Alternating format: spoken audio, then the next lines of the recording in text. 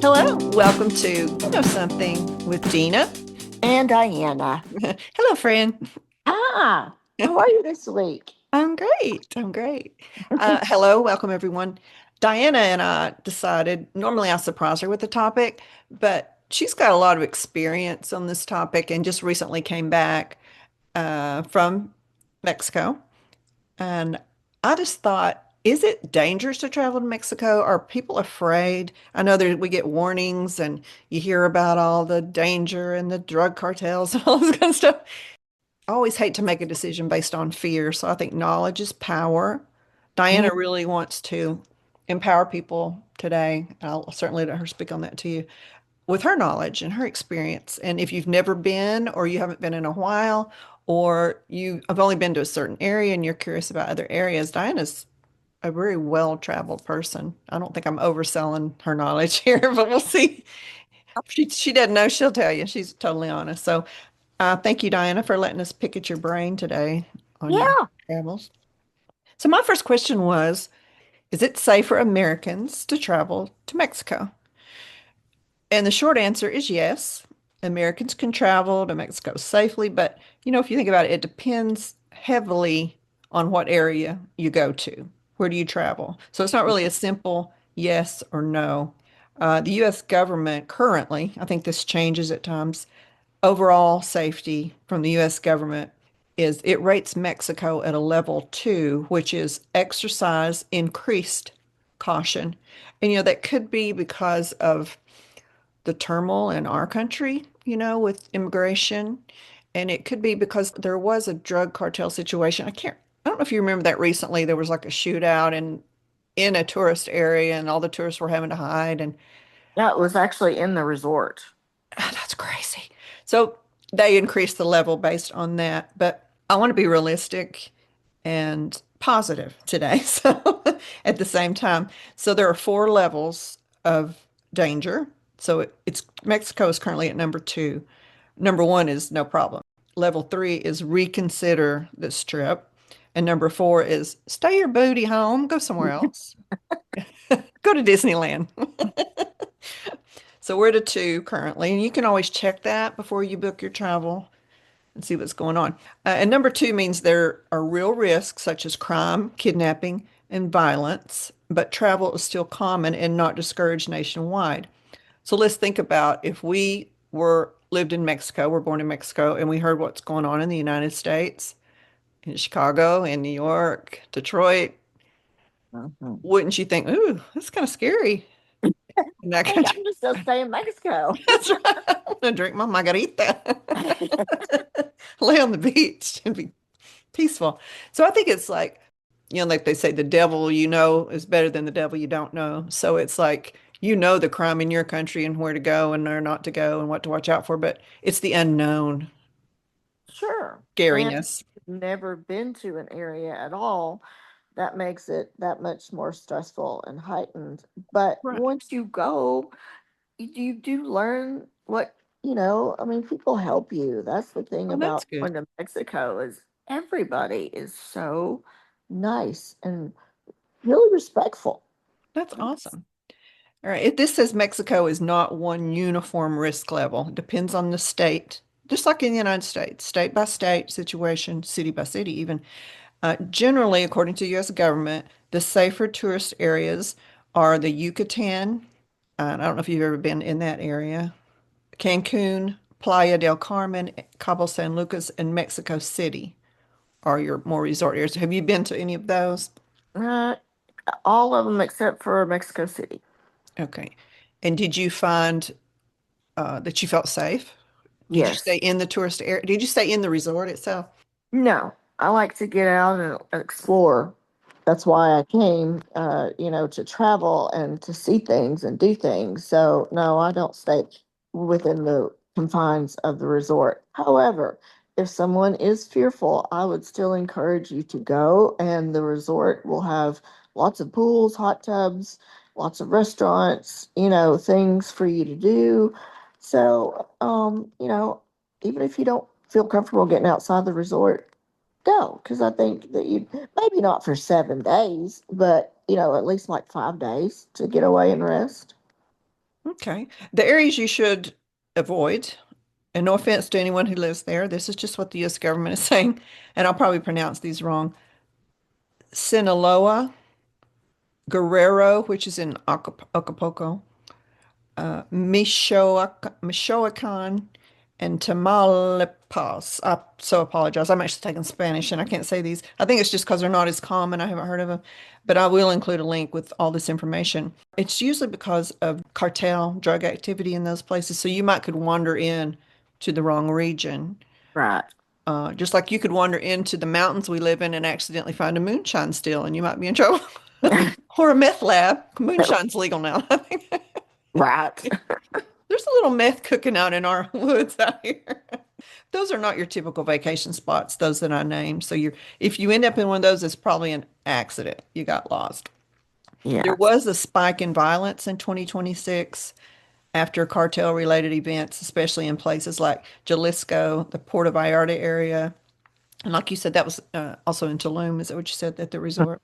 Hmm. I know a lot of people go to Tulum because I watch some their videos and stuff, like celebrities and things. But some short-term disruptions like roadblocks and shelter-in-place alerts can happen, and situations can change quickly in certain regions. So, Diana, have you ever traveled alone in Mexico?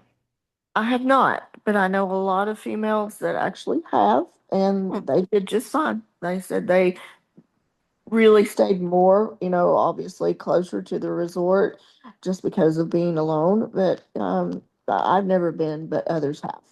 okay. That's good to know. We're not recommending anything here. We're just trying to give you information to make your own decision. So that is the experience that Diana has seen. So some of the things you could avoid to stay out of trouble are going out late at night in a non-tourist area, like Diana said. Use of unofficial taxis. This is interesting. Transportation. What Hmm. have you run into as far as that goes? I was told not to get in the taxis because they will double the price, and that is where some altercations, I guess, have occurred where the cab driver took a wrong turn and took the Mm. ring off of her, the husband's wife right in their back seat. And so things can happen. Ooh, Um, scary. but they use now more the Uber system is very safe. And of course, they also have transportation vans, the resorts that can, give your transportation to you as well. So that's safe.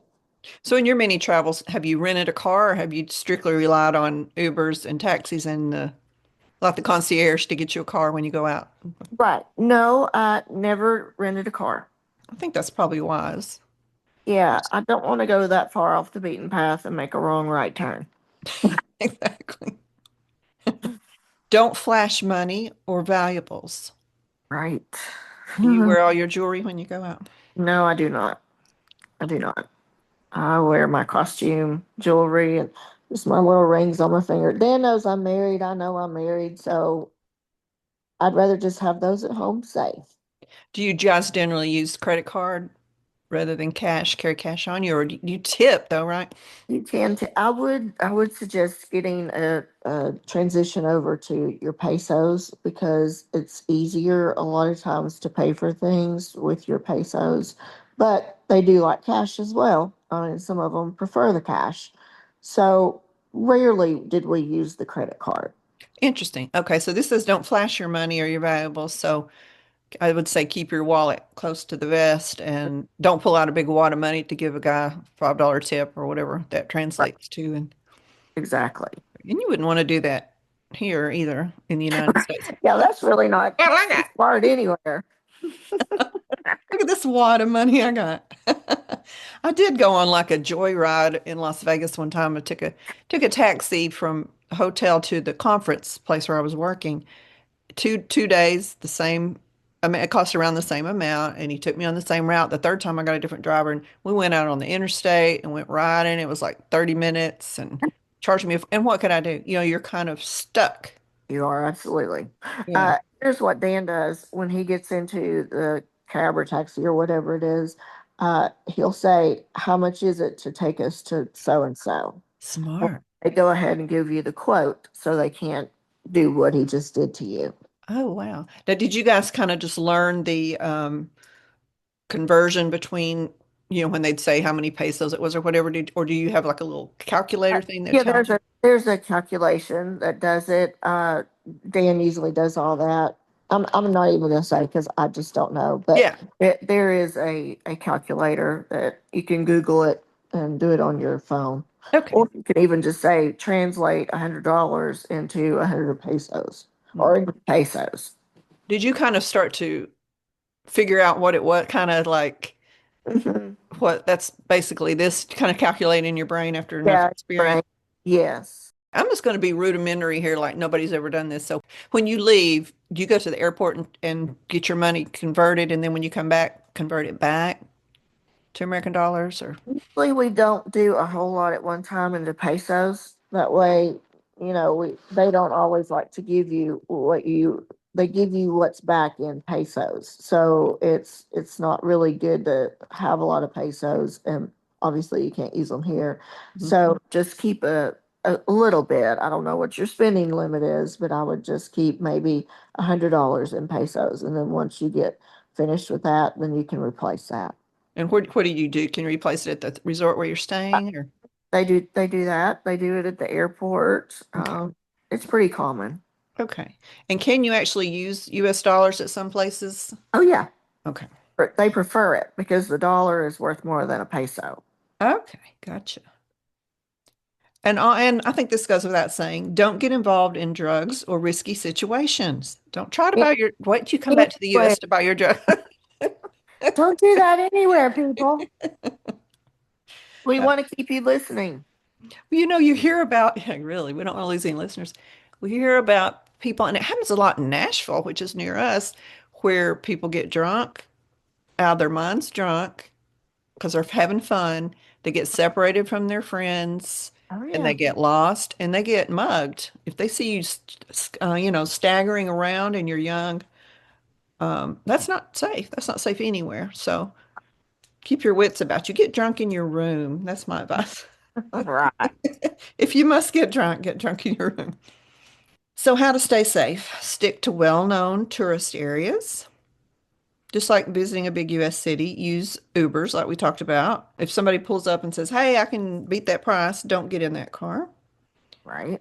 Avoid driving at night between cities. Do your travel in the daytime. Hmm. Don't travel alone in remote areas and check the advisory before you leave. Consider travel insurance, it says. Yeah, I do think with everything that goes on, but then also you may have something catastrophic happen in your own life, and when you have that insurance, it's a good backup plan. Yeah, like if you end up you can't go or something, you have to come back Right. suddenly for an emergency or something, then you can get reimbursed. Right. Okay, so can you name off the top of your head the different places in Mexico you have traveled? Uh, Cancun, Playa del Carmen, Cozumel, Cabo, which I just got back from. I should have said that one first. And then down below Playa del Carmen is the area where Tulum, and I'm so sorry, but it just escapes me what the name of that is. But it's about an hour away from the ancient ruins. Right. And by the way, if you go to that part of Mexico, that is an absolute to do. It's amazing when you see it on TV, but seeing it in real life and seeing how in the world did they construct that, it is really worth the visit. Yeah, so that's more of a historical adventure rather than the woohoo adventure.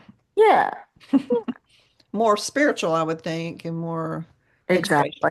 Yeah. Yeah, because you are in kind of awe and reverence of however they did it. They did Mhm. the job. It Mhm. still stands today. Yeah. I mean, Mexico's a beautiful country. It really is.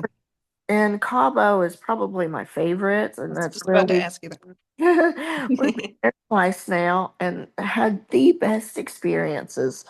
Deep sea diving. We went deep sea fishing this time. We actually caught some fish. Oh, wow. Was like Yeah. a spear? Or Uh, did you? Oh, no, off a boat. off, yeah. I saw you underwater in your scuba gear with a spear. Right? Oh no. I was gonna say, if I would had a spear in my hand and I was trying to get a fish, I probably wouldn't have a foot left. You like poked Dan in the butt by accident. That's not a fish, Diana. So we actually caught, have you ever heard of Dorado? Do you know what kind of I fish? have heard of it, but I don't know anything about it. We caught two of those. They were really big. And back here, it's known as mahi mahi. Oh, of course. My favorite mahi mahi. So Oh, did you eat it? oh yeah. We had them take it and we cut it. They cut it up for us, and they were going to ship it. But Dan was like, well, why do we need to ship it when we can just take it back with us? Because they have a freezer dried bag that they seal it in. And so it stays frozen and you just have to report it at customs, How cool. that you're carrying that. But yeah, we also caught something called a bonita. Do you know what a Well, bonita? bonita means beautiful. Bonita does mean beautiful. I have to say that was a beautiful fish. And I was like, I think we should take and put that one back. It's too pretty. Oh, too pretty to eat. It's really good. But that's kind of a part of the tuna family. Oh, okay. Yeah. Okay. So Okay. good eating for sure. Let's just take your last trip. Of those cities that you mentioned or states that you mentioned, is there one that you would not go back to? I would go back to all of them. Okay, that's great news. Okay. And I think sometimes the way we remember a vacation location is where our headspace was at the time, who we're with, where Exactly. we were in our life at that time. So it could be a different experience for someone else. A place may not appeal to you, but it's a great place and you just weren't in the right headspace or weren't feeling well. You just never know. Speaking of not feeling well, what do you do do you drink ice there or water there when you're there? You hear about Montezuma's Revenge. Well, in the resort, everything is filtered, so you don't have to worry about that. Outside the resort, definitely purchase the water, bottled water. Okay. Okay. All right. I mean, So I'm just going to it, let you it, go from leaving your home to coming back. What were your good experiences, your bad experiences, your recommendations, your do-overs, if you could? Just to kind of ease somebody into going, know what to expect. Well, let's just take Cabo if you want to. so I sort my packing, and the lighter that you can pack, the better. Even when you feel like you're packing light, take out a couple more items because it makes things not so hard at the airport. You've got a lot going on, you're stressful. The last thing you need to be doing is carrying 3 or 4 suitcases. So, really condense and size down there. Make sure you're at the airport before you need to be because something can happen and that plane will leave without you, I promise. You Um, can't chase it down the tarmac. Wait. so having your, either your passport wherever you're going or your ID out and ready to show that. Then of course through TSA. Again, I dress very minimally because I always used to set the alarms off because of my bling. And so I've toned that down and I just pack my bling in my little bag and I'll get it out soon, but not while I'm going through TSA. So little things like that, just reading up as being prepared on, like Dina said, the new things that are happening. Does TSA have this new thing where now we're having to take our shoes off again? New, and I mean that's not happening. I'm just saying it could. So Okay. be prepared when you go to the airport. Sitting on an airplane is like a box of chocolates. You never know what you're gonna get. So I always take my earplugs because that helps to drown out the sound of people talking or also children screaming. The Uh, Rugrats. it's wonderful. A lot of people wear headsets. Now they have certain planes that you can even watch a movie while you're flying. It's kind of cool. I'm just flying in this little pod and I'm watching the coolest movie. When you break it down to the simplistic of it, of even the fact that we have modern technology that we are in Tennessee at, say, 10 o'clock in the morning, and our time, 3 o'clock in the afternoon, we're already in Mexico. That just It's amazing, isn't it? baffles my mind. It Yeah. does. Yeah. Um, I feel like the most stressful time is when after you've got your luggage, you need to have secure transportation arranged Mm, prior, definitely. No, and that should actually be, you should think about all transportation when you book your trip. And that way it's just done. Um, but again, use an Uber.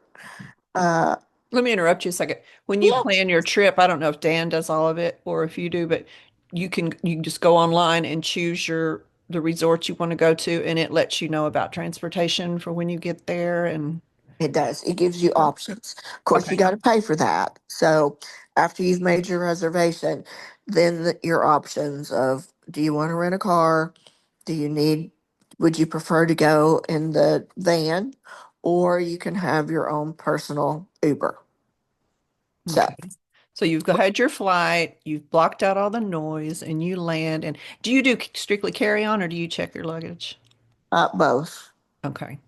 Yeah, both. So when you land, your experience is going to be different, like you said, depending on the airport, your destination. Yes. Obviously, you're going to have to wait on your luggage. And what kind of, do you have to go through any kind of checkpoints when you land in Mexico? Uh-huh. You do. You have to go through their, I'm not sure what you call it, but they have to take your passport, take Like your customs? picture, customs. Thank you. It's They been a take your long day. picture. Interesting. Yeah, well, yes, I guess they do take your picture. You stand in front of, this was the very first time that I've had to do this. You stand in front of looks like a picture frame and your picture shows up and then that person working sees that that's a green light, you've been checked off, and then they let you go. It's really not a hassle. Just standing in line, Yeah. everybody's got off the plane and everybody's trying to get through customs. Yeah. So So you you do got, have to use a little a little patience and have a good attitude that you're about to go on a vacation. And I will tell you the travel is there are times I think I don't know if the travel is worth it. I don't mean to be negative, no, you be but honest. Be honest. I'm being honest that uh I would not go through that for less than 7 days being out there for a Oh, I see. vacation. Right. You wouldn't make a quick trip to Mexico. And some people, again, the 5 day, 4 day, may work for them. But for me and my body doesn't do well with flying. So uh, I just prefer to fly there and stay long enough to enjoy it and then fly back. Okay. So you arrive, you're in your car, you get to your resort. What is your routine that helps you enjoy your vacation? Do you unpack everything or do you just live out of a suitcase or I've done both, but I do enjoy unpacking and getting my clothes sorted. Uh, there are times where I don't do that. I'm not as vigilant about it as I should be, but every single time the first thing he does is unpack everything. I'm like, I still want to be you, but my husband was like that too. I just like rummage oh, through everything. Dig, dig, dig, dig, dig. He's got everything, every drawer. But then when we leave, he's like, oh, I got to put all this back in. I'm like, I don't. I just throw it in and zip it shut because I never took it out. It depends that's on right. your style. Yeah. And do you ever have concern about leaving things in your room and you go out, like locking things away? They do have safes in the room. Even, everywhere in Mexico that I've been, there's been a safe. Now, I don't know how safe and effective that truly is. If somebody has a key to get into your room, somebody's got to have a key to open those locks if they don't open. Mhm. So again, it's I put our money and any medications in there that we know is crucial, but they're not very big, so you can't fit Yeah. a whole lot in them. Yeah. Of course, that can happen anywhere. Any Oh, sure, United States people take things out of your room, so you have to be smart about that. that's right. Yeah. And you don't want to accept any strange drinks. Just looking at my note here, I left that out as far as staying safe. That's Uh, a big one, Dina. yeah. Yeah, that's a big one. Ladies, stay away from that. And don't just sit your drink down and turn around and have a conversation and then cut, never ever put your back to your drink. Interesting. Probably should just keep it in your hand, huh? Yeah. So What are some things, activities that you did in Cabo that you would recommend, and maybe things you thought, well, that wasn't worth my time or worth the money or wasn't a fun experience? Well, we actually stayed at the base of the Mexican Baja, so it was called the Grand Solmar Lands End Resort and Spa. And I recommend that highly to anyone. Great pools. They had of course, an adult section and a kids section, so that's always nice option. And multiple restaurants that were wow. I mean, I just wanted to go back every night and have everything on the menu because it was Really? all so good. And Great. they are very concerned about you liking the food. That's very important to them. And you can tell by the way that they do things, they are very regimented. And I like that because that to me shows that someone has put the not only the effort into, making my food, but they've put the thought into it and the care into it. And to me, that makes everything all better. That's good. Because sometimes when you go to a resort, the food is kind of not fresh. It doesn't seem fresh, just like they're trying to keep it least expensive as possible. If it's on, Right, it's not, right. no care put into it. And you're going to pay a little bit more to eat at the resort, but that's also a convenience fee. If you're Sure. tired, when you've traveled all day, you just have to pick a restaurant and go down, and it makes it so easy. And if you want to have a drink, you are not driving, so you can just walk, mosey on back to your room. There you go. Stagger on back here. Roll down the hall. Another thing, like I said, that we did was the deep sea fishing. And actually, Dan Marlin, he kind of caught it. A marlin jumped out of the water, and so it got off the hook, Oh. unfortunately. But we discussed it. We would have put that back into the water. We would never take that out, and just for our Technically, he thought. caught it. Technically, that's a catch, I Yeah, he kept it catch and release because that's what we were, like I said, done anyway. Um, that if you love the water and you have any love of fishing, you are going to be amazed at just how many fish you can catch. And there were times where we went out, just Dan and I and a friend, and then we had the boat crew. There were times that the boat crew had to get a line because we were catching. I caught a fish. Did you? I did. I caught one of the mahi mahi. And so it's when you're reeling that in, that's work because they're pulling away from you where you're trying to pull them in. So afterwards, my biceps were burning. Oh my gosh, got a workout. I got a workout, and it was fun. And we did even just a half a day, and that's plenty, I believe. 8 hours out there is a little bit too much for me, but Mhm. you're actually even on the half day or half thing, you are gone almost 6 hours. Wow. So by the time it was done, I was still happy, but I was ready to get off and eat some of my fish. Yeah, there you go. That's a great experience. And you're Yes. athletic and you're outdoorsy and you're physical. For someone who is maybe the water skeeves them out a little bit to be in the ocean, you said they had some great pools. And what are some other activities that don't require, you Oh, know, physical that's exertion or being in the water? well, every day they had some type of a game that people, some for the kids and then actually some for the adults. The hacky sack that you throw and just an assortment of stuff like that. Um, Again, the hot tubs and the pools, you have usually a swim up pool that has overlooks the ocean, Mm. and that's really cool. So you can just sit there in the water on a stool and have your drink. So we did that. They also had something that I had not saw at another resort, which was where you could eat. It was like a dinner table in underneath. You were in the swimming pool, Oh, and wow. you had a cabana over you, and like a tiki hut, and so you were in the shade, but yeah, you ate. The table was right here, and then you were sitting in the water. It was the coolest thing ever. I had not saw that before. That is So cool. I found that interesting.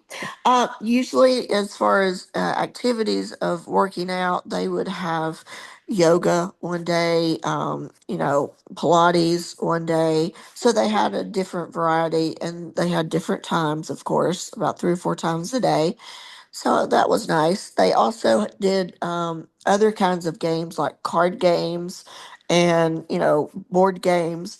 So I mean, when you actually do those, they are so fun. You kind of snub your nose at that and think, "Ah, I don't want to play a board game." But sometimes, you know what? When you're on vacation and you've had a drink or two, it can be a lot of fun. Yeah, no, you're not supposed to think about anything else. Don't answer your phone. You're not having to work. You don't have anybody bugging you, so you can just relax and do something that you could do at home, but it's funner in that atmosphere, and you're allowing yourself just to be a kid again, really. See, that's exactly what I was going to say is I feel like it lets you be in contact with that inner kid, that likes to still come out even though we're an adult. I Yeah. still like to do kid stuff. Just a kid at heart. And let me ask you, unfortunately, we're running out of time. What about shopping? Is there any deals there that you kind of wait for to get there, or was So it a lot like of it cheapy is, stuff or touristy stuff? it depends on where you go. Of course, it's kind of like I compare it to um, Pigeon Forge. Yeah, It's resort just, area in our area. yeah, the resort area, you're going to have a lot of shopping. Again, depends on where you are, but a lot of better deals than you would get in the US. And a lot of things don't have the tax on them there. But you have to be careful because you do have to also, when you come back on your return, report everything that you got to customs.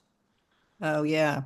And if you've spent over $10,000, something happens. It's not something bad, but you have to do something else because they're making sure that you're not, I guess, smuggling money. I don't know. I'm not spending 10,000 worth, so my budget, I don't have to worry about that. I'm more Okay. like $100 girl. So you would recommend people give it a shot and be adventurous and go and Yeah, if they yeah. have such. I want to say here are some statistics to close with, but and then I want Diana to close on a positive note. But just to give her all the information, apples to apples crime, United States has 6 to 7 homicides per 100,000 people in a year, and Mexico has 25 to 30 homicides per 100,000 people. So their murder rate is 3 to 5 times higher than the US, but it's very uneven. That's in certain areas. Uh-huh. If you go where, we recommended there, and I will include all these statistics in our notes for you to compare. There's more organized crime there, but in America, there's more random spread out crime. So you can't avoid the areas in Mexico. I just feel like you can't live in fear. I don't want to recommend somebody going something terrible happens to them, but if you have a desire to go, I would say do it. And that's just my bottom line. Okay, Diana, we have 3 minutes. I'm gonna let you close it out for us, and thank you guys for listening. So I'm so in your corner if you were thinking about going somewhere for the very first time. Because I did that a long time ago and I was afraid and I didn't know and I tried to learn, but you learn a lot while you are there. So you know, life is a lesson, and there's a lot of things out there to be seen, to be, an adventure that you and your family can share together that you would make memories for a lifetime. And I just want to empower all of you to know that you do not need to live in fear. Go forward, go forth in faith, and do what you want to do, live how you want to live, and go where you want to go. Thanks so much for listening to us. We hope you plan a trip. And you know what? Leave us a message and let us know that we helped you go to whatever place is your prime place that you would pick to go. We love you guys. And we hope that you guys have an epic week. Bye bye.